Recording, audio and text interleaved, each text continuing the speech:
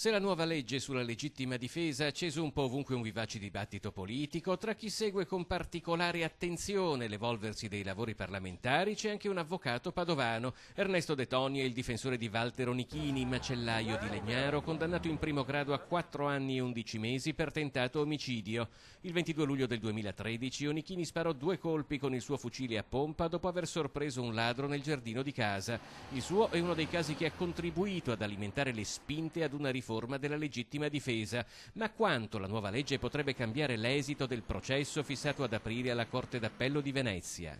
Entra proprio nel merito della difesa del signor Onichini questa legge, perché permette sempre l'uso delle armi di difesa quando c'è una violazione di domicilio.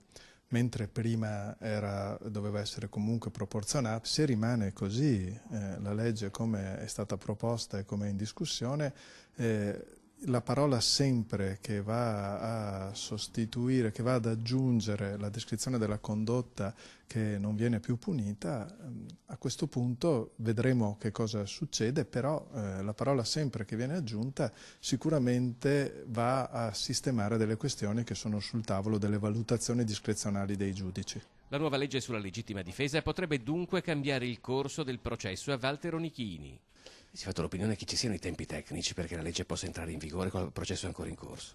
Non ho smesso di farmi opinioni sul tempi delle leggi da sempre, perché veramente quando c'è la volontà politica sostenuta dal movimento popolare, questa è una legge che mi sembra molto sentita, che dopo sia giusta o sbagliata non sta certo a me dirlo.